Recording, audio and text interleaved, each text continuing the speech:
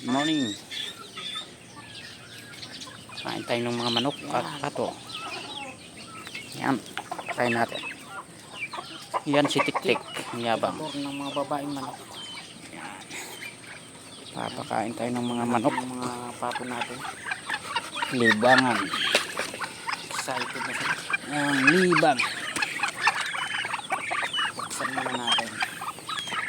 Bit lang. Walang paghahawak ng cellphone. Saglit lang. Yan. Tapos kumain. Uy, dun kayo.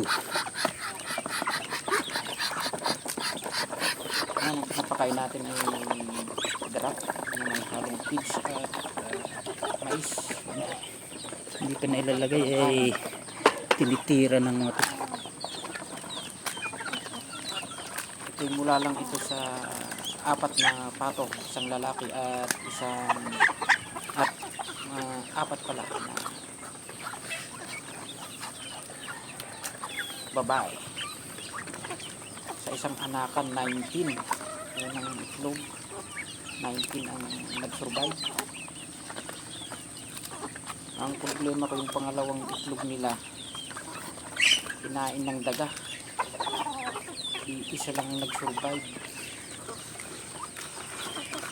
Mga expert dyan, ano kayong solusyon nito para hindi makain ng mga daga ang aking mga itlog at sisig.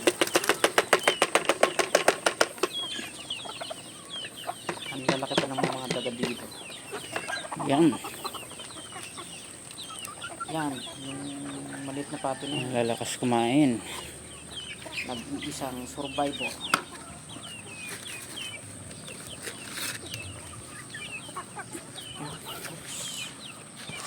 May nakalimutan tayo. Check muna natin yung mga itlog. Marami na.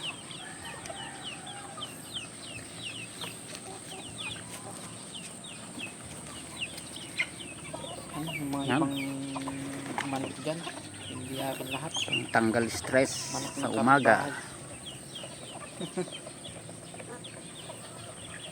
Yan, yung laging pato na yan.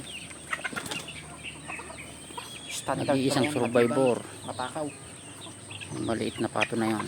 Bagong pisa pa lang yung tinahing, binabanatan na agad. Mana sa nagbigay niyan. Si Buddy Bulls yata yun, o si King.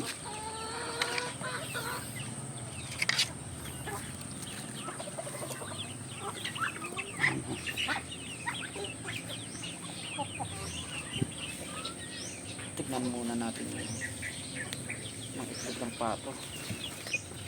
Baka tinira na naman ng mga daga na to. Yan. Meron ng itlog pala. Dami ng itlog. Marami na pala.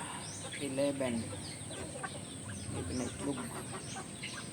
Mas marami pa sana yan kung hindi lang tinitira ng daga. Ano bang may advice nyo mga idol para maiwasan ng casualty?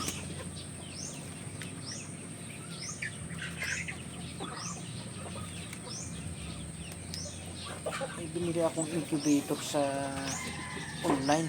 Problema, hindi ko alam gamitin. Automatic incubator. Nagre-research pa tayo sa YouTube kung paano gamitin. Ito ay hindi ako ngayon lang ako nag-alaga ng para libangan, tanggal stress. So, May mga tips kayo dyan nakatakas ka na naman. Pasok, pasok, pasok. mapadami natin itong mga pato Pasok. pang backyard na pang kain at pulutan. Okay. Kailangan yan. That's it for the update for today. Hanggang sa susunod mga idol. Okay na yung update na yan.